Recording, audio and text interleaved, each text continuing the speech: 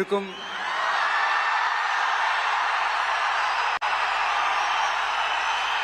உங்கள் அனைவருக்கும் என்னுடைய வணக்கம். வணக்கம் வணக்கம்.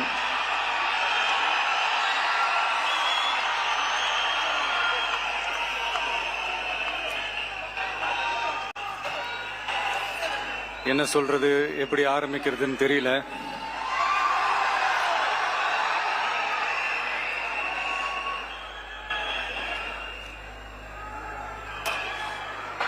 சினிமாவில் எப்படியாவது கஷ்டப்பட்டு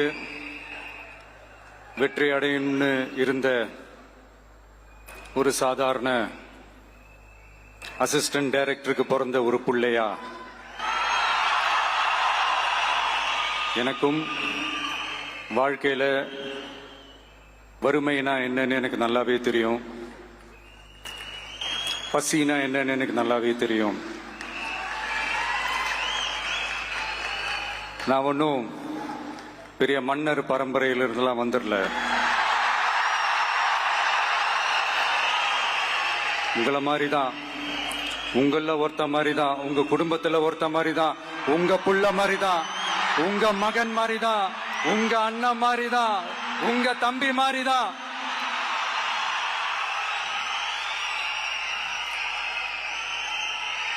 அப்படிதான் நான் உணர்றேன். நீங்களும் என்ன அப்படி நினைச்சதுனாலதான் சினிமாவில் எனக்கு ஒரு மிகப்பெரிய ஒரு இடத்த ஒன்று கொடுத்தீங்க. அதையெல்லாம் விட்டுட்டு உங்களுக்காக நன்றி கடன் செலுத்துறதுக்காக அரசியலுக்கு வந்த உங்க விஜய, இந்த விஜய, நீ வா விஜய், நாங்களா இருக்கோம், பாத்துக்கிறோம். விஜய் தம்பி நீ வா, நாங்க இருக்கோம். விஜய் தம்பி நீ வா, நாங்க இருக்கோம். அண்ணா நீ வாடா, நாங்களா இருக்கோம். நண்பா நீ வா நண்பா, நாங்களா இருக்கோம் சொல்லி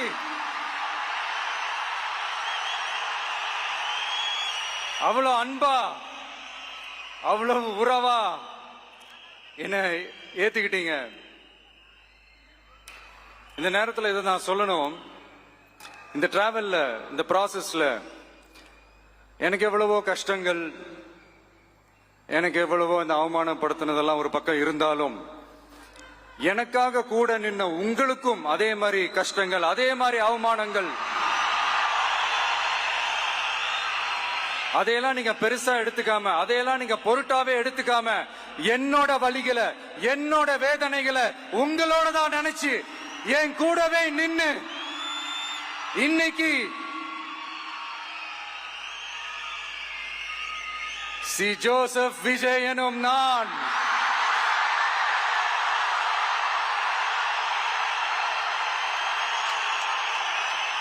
அத உண்மையாக்கி இருக்கிறீங்க. உண்மையிலே எனக்கு என்ன சொல்றதுன்னு எனக்கு தெரியல. என்னுடைய உறவுகளே, என்னுடைய சொந்தங்களே, நான் ஒன்னும் தேவ தூதன்லாம் கிடையாது. நானும் ஒரு இயல்பான ஒரு வாழ்க்கை வாழ்ற ஒரு சாதாரணமான மனுஷன்தான். நான் முன்னாடியே சொன்ன மாதிரி அது செய்வேன் இது செய்வேன்னு பொய்யான வாக்குறுதிகள்லாம் கொடுத்து உங்களை நான் ஏமாத்த மாட்டேன். எது சாத்தியமோ அது மட்டும்தான் நான் செய்வேன். இம்மிடியட்டா உங்க மனசுல ஒரு கேள்வி ஒண்ணு வரலாம், அப்ப சாத்தியம் இல்லாததை செய்ய மாட்டாங்களா, செய்ய முடியாதா அப்படின்ற ஒரு கேள்வி ஒண்ணு வரலாம். இத்தனை கோடி மக்கள் என் கூட இருக்கும் போது எது வந்தாலும் பாத்துக்கலாம், என்ன வந்தாலும் பாத்துக்கலாம் அப்படின்ற அந்த கான்பிடன்ஸ் என் மனசுல இருக்கு. இன்னொரு விஷயமும் நான் இங்க சொல்லணும். இன்னைக்கு நம்ம தமிழ்நாடு கவர்மெண்ட் இருக்கிற அந்த நிலைமையை பத்தி நான் உங்ககிட்ட நான் சொல்லணும். கிட்டத்தட்ட 10 லட்சம் கோடிக்கு மேல கடன் வாங்கி வச்சுட்டு போயிருக்கிற இன்னைக்கு அந்த தமிழ்நாடு அரசு இருக்கிறப்போ, கஜானாவை சுத்தமா தொடச்சி வலிச்சு வச்சுட்டு போயிருக்கிறப்போ, தூக்க முடியாத சுமையை ஏத்தி வச்சுட்டு போயிருக்கிறப்போ,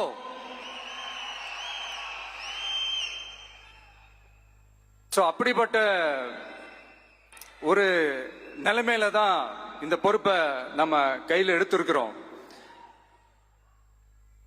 உடனே நீங்க நினைக்கலாம், என்னடா இவர் ஏதோ பொறி வச்சு பேசுறாரா அப்படின்ட்டு. அப்படியெல்லாம் எதுவுமே கிடையாது. உள்ள போய் பார்த்தா தான் தெரியும் எது எந்த நிலைமையில இருக்குன்னு, என்ன இருக்கு என்ன இல்ல, எது எந்த நிலைமையில இருக்கு எது எந்த நிலைமையில இல்ல. சோ அதையெல்லாம் பார்த்துட்டு உங்களுக்கு ஒரு வெள்ளை அறிக்கையா அதை வெளியிடணும்னு நான் நினைக்கிறேன். ஒரு டிரான்ஸ்பரண்டான ஒரு கவர்மெண்டா, அதாவது இன்னைக்கு நம்ம தமிழ்நாடு கவர்மெண்ட் இந்த நிலைமையில தான் இருக்கு அப்படின்றத உங்ககிட்ட சொல்லிட்டு I just want to take it forward from there. அதைத்தான் நான் முதல்ல செய்யணும்னு நினைக்கிறேன். தமிழ்நாடு பொறுத்த வரைக்கும் இப்ப யாரையாவது போய் ஏதாவது சந்திக்கணும் அப்படின்னா இந்த மூஞ்ச மூடிக்கிட்டு போய் சந்திக்கிறதோ, என்ன இந்த மறைமுகமா உங்களுக்கு தெரியாம போய் சந்திக்கிறதோ அப்படிலாம் நான் செய்ய மாட்டேன். எதுவா இருந்தாலும் வெளிப்படையாக ஒளிவு மறைவு இல்லாம தான் நான் செய்வேன்.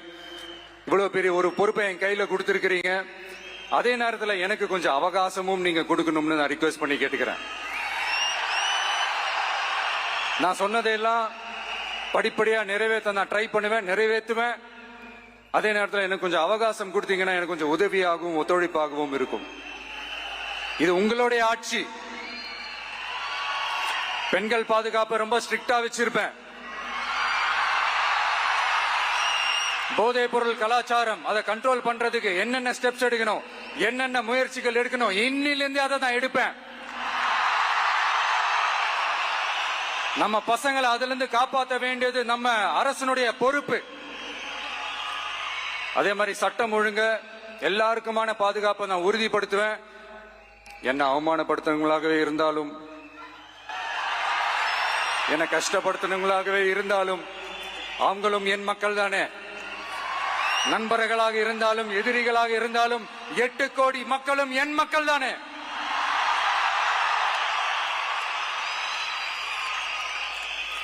அது மாதிரி இந்த அடிப்படை விஷயங்கள், கல்வி, ரேஷன், மருத்துவம், குடிநீர், சாலை வசதி, பஸ் வசதி, இந்த மாதிரி விஷயங்கள்ல தான் என்னுடைய முதல் கவனம் செலுத்தணும்னு எனக்கு தோணுது. நான் முன்னாடியே சொன்ன மாதிரி மக்கள் பணத்துல இருந்து ஒரு பைசா கூட நான் தொட மாட்டேன். எனக்கு அது அவசியமும் இல்ல. அது உங்களுக்கு நல்லாவே தெரியும். இந்த விஜய் தப்பு பண்ண மாட்டான், தப்பு பண்ணவும் விட மாட்டான். அது யாராக இருந்தாலும் சரி, என்னோட கவர்மெண்ட்ல என் கூடவே இருக்கிறவங்களாகவும் சரி விட மாட்டான். சப்போஸ் யாருக்காவது அப்படி ஒரு எண்ணம் மனசுல இருந்துச்சுன்னா, நம்ம ஜெயிச்சிட்டோம், ஒரு ஆட்டம் ஆடி பார்க்கலாம் அப்படின்ற எண்ணம் யாருக்காவது இருந்துச்சுன்னா இப்பவே இந்த நிமிஷமே அதை எரேஸ் பண்ணிருங்க.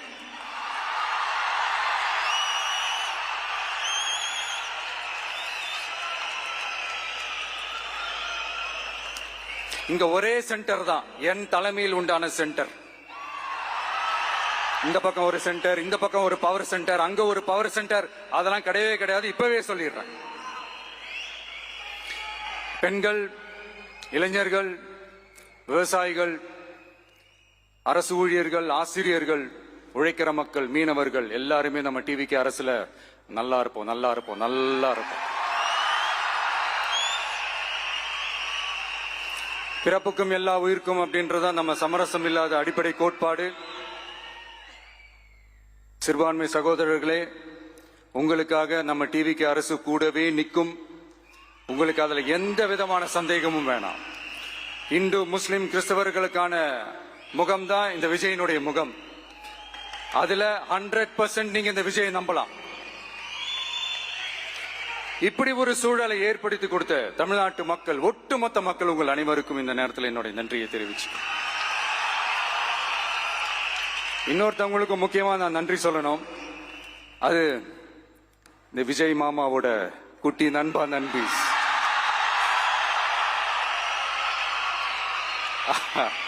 அவங்களாலதான் இது நடந்திருக்கு. உங்களுக்கு எப்படி நன்றி கடன் செய்யணும்? உங்களுக்காக உங்க ஃபியூச்சரை மைண்ட்ல வச்சுக்கிட்டு எல்லா நல்ல விஷயங்களையும் உங்களுக்காக இந்த விஜய் மாமா செஞ்சு கொடுப்பான். கான்பிடண்டா இருங்க. அதே மாதிரி இன்னொருத்தவங்களுக்கும் நான் முக்கியமா நன்றி சொல்லணும்.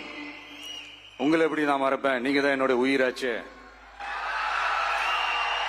தமிழக வெற்றி கழக தோழர்களே,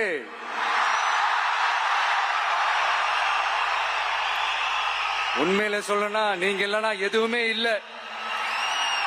என்னோட கழக தோழர்களுக்கும் கழக நிர்வாகிகளுக்கும் வாக்கு சாவடி முகவர்களுக்கும் மை டியர் வர்ச்சுவல் வாரியர்ஸ் உங்கள் அனைவருக்கும் கோடான கோடி நன்றிகள். வாங்க எல்லாருமா சேர்ந்து ஒரு ஃப்ரெஷ் கவர்னன்ஸ், ஒரு நியூ கவர்னன்ஸ் ஒன்னு கொடுப்போம். This is a new beginning.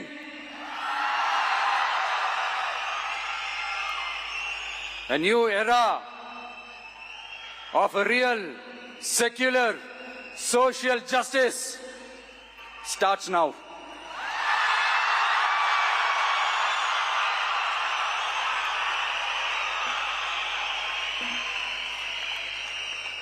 மக்கள் நலன்களை மட்டுமே லட்சியமாக கொண்ட நமது அரசுக்கு பக்கபலமாக நின்று ஆதரவை வழங்கியுள்ள